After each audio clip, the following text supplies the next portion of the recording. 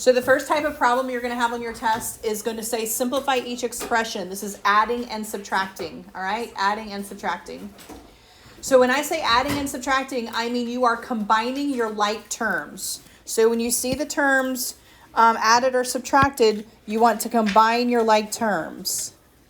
Now, what do I mean by like terms? It's important that if you're combining like terms, you know what that means. So when I say combine your like terms, then they have to have the same variable with the same exponent. All right, same variable with the same exponent. If they have the same variable with the same exponent, then you can combine them, add or subtract. And when I say add or subtract, I mean their coefficients. So if they have the same variable with the same exponent, you can add or subtract their coefficients. And so as we go through this, you want to start just at the beginning, 3k to the fourth. And then you want to look in the second group and say, do I have a k to the fourth? And I do right here. So those would be considered like terms. And I would add my coefficients. That's 3 plus, because I am adding. All right, so add your coefficients. 3k to the fourth, 3k to the fourth would be 6k to the fourth. Those are like terms. And then we're going to go on to the next one. We're going to say 8k squared. So we're looking for a k squared. Negative 4k squared would be a like term. So I have a positive 8 plus a negative 4. Positive 8 plus a negative 4. That is going to give me my 4k squared. All right. And then the last term here is negative 2k. Negative 2k. So I'm looking for a like term to negative 2k. 4k is a like term to negative 2k. So then I'm going to add those. Negative 2 plus 4.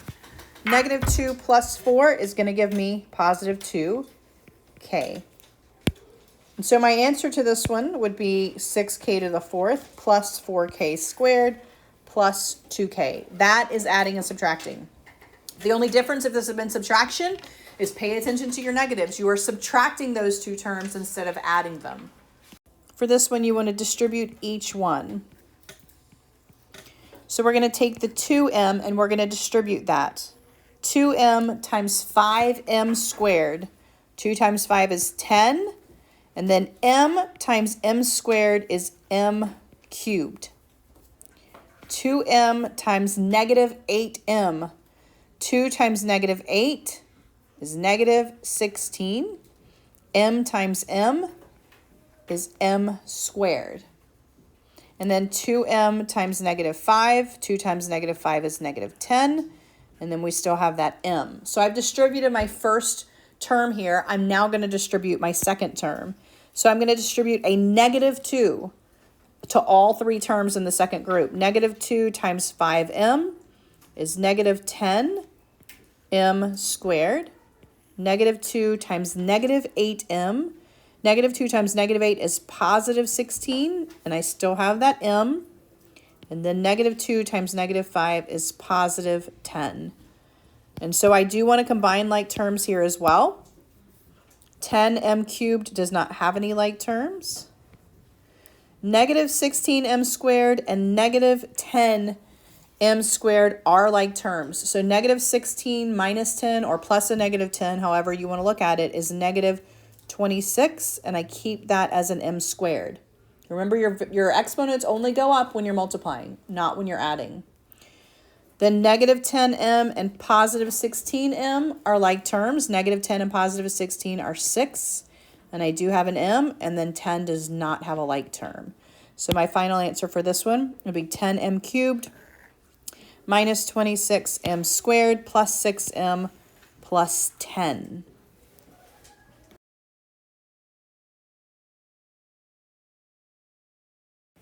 The other one I want to point out is number 4, and it looks different because of the way it's written, but it's actually the same thing. This is a special case, but it is just written this way, and when you see it written this way, even if you don't remember your special case, you just need to remember that you can write it like two of these multiplied together. So r minus 5 times r minus 5. And then if you don't remember the special case, it doesn't matter. You can just FOIL it, okay? So you can say r times r is r squared.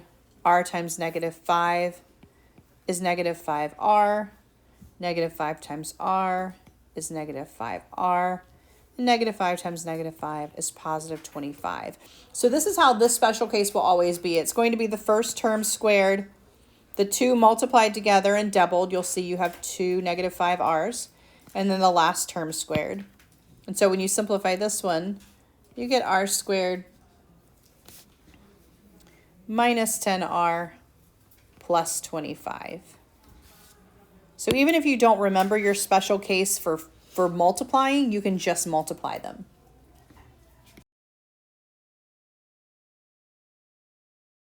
So on your test, it's going to be in the same order as it is on your test review. You're going to have the basic one like number 5 here, where it is just a 1 in front. When it's a 1 in front, you only have to look at the last term, okay? So when you do not have a number in front of your first variable, you only have to worry about that last term. And so for this one, I'm going to say, look at the negative 15.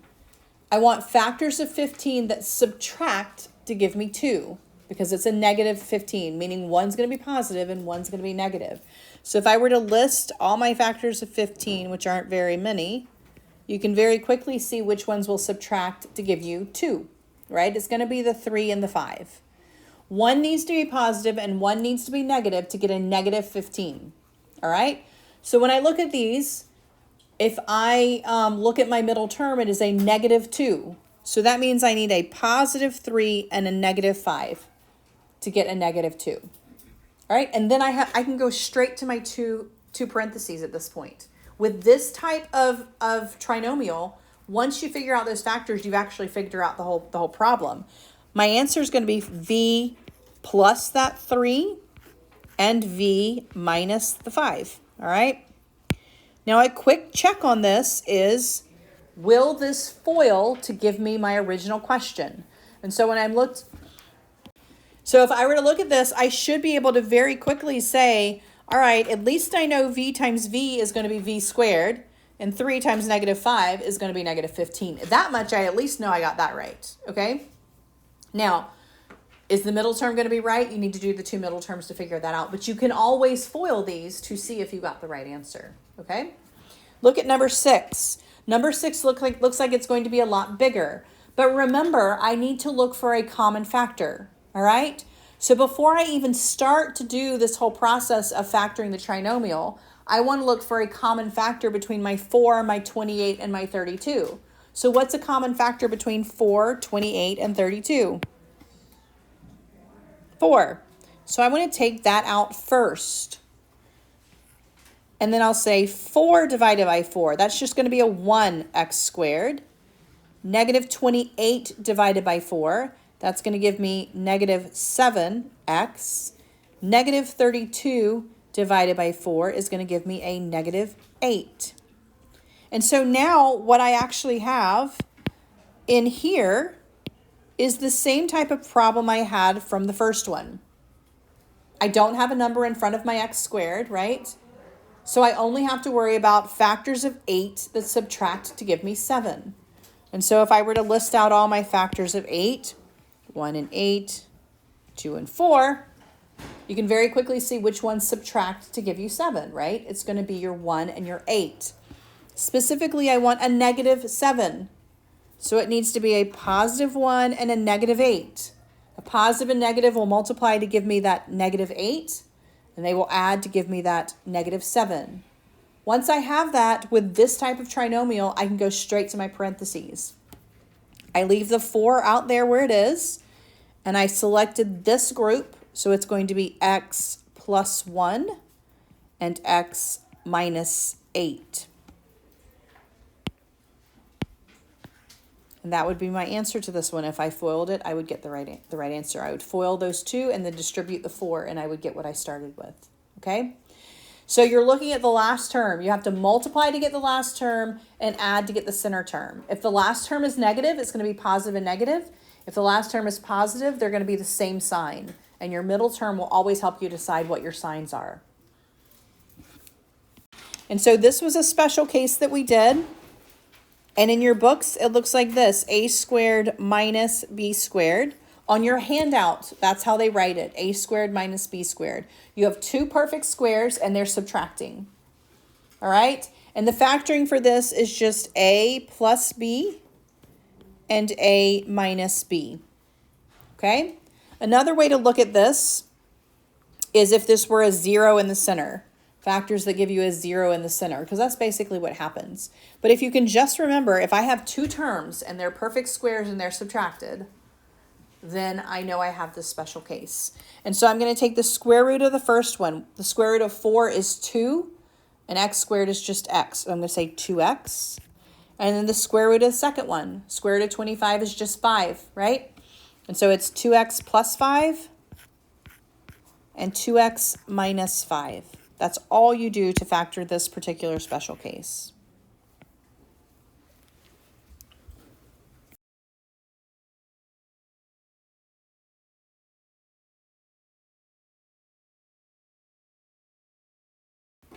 All right, so for this type of factoring here, I'm going to look to see if I have a common factor between 7, 11, and 4, and I'm going to quickly see that I do not, okay? First of all, 7 and 11 are both prime, and so, of course, they're not going to have a common factor. All right, I do have a number in front of my first variable there, and so I cannot just look at the factors of 4, because I promise you, you will never find two factors of 4 that add up to 11. It won't work, okay? So this is where I'm going to do, on your handout, they call it the rainbow method, where you draw the line across, okay? And so once I have determined I don't have common factors, and I do have the first number that I have to consider, then I'm going to do that multiplication across. So I'm going to take the 7, and I'm going to multiply it by the 4, all right? So I have 7 times 4, which gives me 28, all right? And so now I am, instead of just looking at the last term, I'm looking for factors of 28 that add to give me 11. And I actually just found them when I multiplied them, right? But if you list them out, you'd say 1 and 28, 2 and 14, right? And you would eventually get to your 4 and 7, which tells you, yes, 3 and 16 is in there, but 4 and 7 add to give you 11, right? And so for this type of factoring, once I find those two terms, this is a little bit different. I want a negative 11, so negative 4 and negative 7 will multiply to give me positive 28 and add to give me negative 11. So what I'm going to do here is I'm going to turn this into 4 terms, and I'm going to factor it by grouping. I'm going to leave the first term alone, 7k squared. This middle term, I am going to rewrite using the two numbers I just found, the negative 4 and the negative 7. And I'm going to say negative 4k, negative 7k. All right? That is negative 11k, right? Negative 4k and negative 7k is negative 11k. And then I'm going to leave this 4 alone, plus 4. So I have rewritten this 3 terms into 4. The first and last term stayed the same. I just broke up the middle term. That's all I did. I broke it up, okay? And now that I have 4 terms, I'm going to use my process that I always use when I have 4 terms. That process is grouping. And so I'm going to group the first 2, and I'm going to group the last 2. If I have a subtraction in between my 2 groups, I need to change the very last sign. In this case, it was a positive. I need it to be a negative. All right? And then I'm just going to factor by grouping. So factor by grouping here. I'm going to look at my first group. Between 7 and 4, I don't have like terms, but with my variables, I do. So I can take a k out. All right? Take a k out. And then what am I left with? Well, 7 I didn't divide a number out, so it's just 7, and I took out one of the k's. So just 7k. And then if I look at the negative 4k, negative 4 stays the same, but I did take a k out. And then I put my minus sign. If you cannot take anything out, no number and no variable, you need to write a 1 there. 1. If I could take something out, I would. If I can't, I put a 1 there. So if I divide something by 1, it doesn't change. So this second group is just 7k minus 4.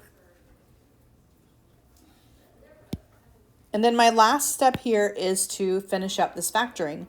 My common group should be, so your groups should be the same exact numbers, 7k minus 4, 7k minus 4. If you don't have that, you did something wrong in the process, okay? So 7k minus 4 is going to be one of my groups. The other group is going to be what's left over. I have k, and I have minus 1. And so that would be my factoring for this. 7k minus 4, k minus 1. And again, you can FOIL it and figure out if you got it right. I can look at this and say 7k times k, that's going to be 7k squared. 7k times negative 1, negative 7k, negative 4k, that's 11. And then negative 4 times negative 1 is positive 4. So I can FOIL this. So for those of you who think the first page is easy, I know how to add, I know how to FOIL, you are simply unfoiling. So you can literally check your answers by foiling and making sure that you did it right. 3. So the first thing I want to do is I want to say, I have a 3 in common between all of those, right? And so the first thing I want to do is take out that 3 so it's not so big. And so if I take out a 3, I have a 7x squared, a 20x, and a 12, all right? I've taken out my common factor, so I'm going to multiply across. I'm going to say 7 times 12, and that's going to give me 84. And then I'm going to look for factors of 84 that multiply or add to get me 20, right? Add to get me 20, all right? And so if I go through, obviously not 1 and 42, and I can keep going. If I get to 6, right? 6 and 14. 6 and 14 will give me 20. And so I'm going to do exactly what I did before, except I'm just going to leave that 3 out there. A negative 6 and a negative 14 multiply to give me positive 84, and they add to give me negative 20. I'm going to rewrite this 3 terms as 4. So I'm going to say 7x squared minus 6x minus 14x plus 12. I have left the first and the last term alone. I have just rewritten it so the middle term has been split up. Okay? And now I'm going to factor this one by grouping. So I'm going to group the first 2, and I am going to group the last 2. I grouped behind a negative, so there's a minus in between those groups, so I need to change this sign. I have a 3. Leave that out there. I look at this first group and I say, what can I take out? There's nothing between the 7 and the 6, but with my variables, I can take out an x. So I have 7x minus 6. I bring down the subtraction sign. And then between a 14 and a 12, I can take out a 2. And I have 7x minus 6. My groups should be the same, which they are. And then I'm going to finish it. I'm going to leave the 3 out here. My common group, I'm going to list. And then what's left over is my second group. And so my final answer for this one is going to be 3 times 7x minus 6 times x minus 2. All right, so for number 10, I want to look at 21, 28, 12, and 16. And I want to see if I have something in common.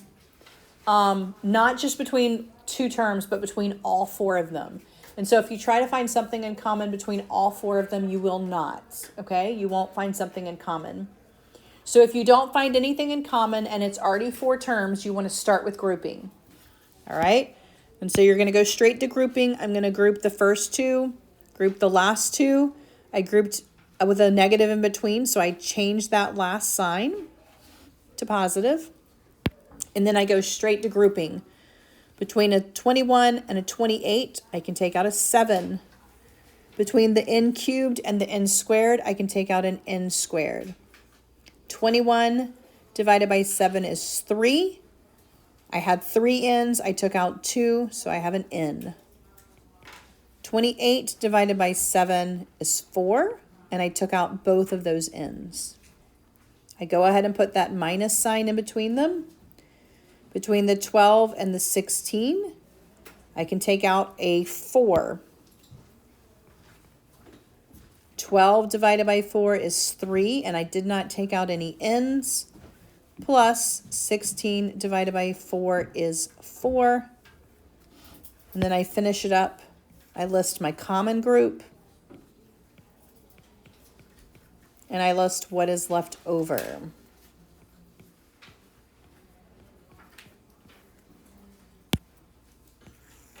So on your worksheet, this is the first 4 on the last page. So 33 to 36. Those are going to be just straight factor by grouping. And then 37 to 40 is going to be the last type of grouping where you have something in common. So if you look at this last one on my screen, between the 8, the 12, the 4, and the 6, what do I have in common? A little bit, 2. Yeah, so 2. Take a 2 out first, and you're left with 4p cubed minus 6p squared plus 2p minus 3. And once I've taken out my common term, it looks exactly like the one I just did. Group these two. I have a plus sign in between them, so I don't have to change anything. Leave my 2 out there. Take out what's in common. Remember, if I don't have anything, list it as a 1. And then my last step is just to list all my terms. List the 2. List the 1 that is in common. And then what's left over is your last group.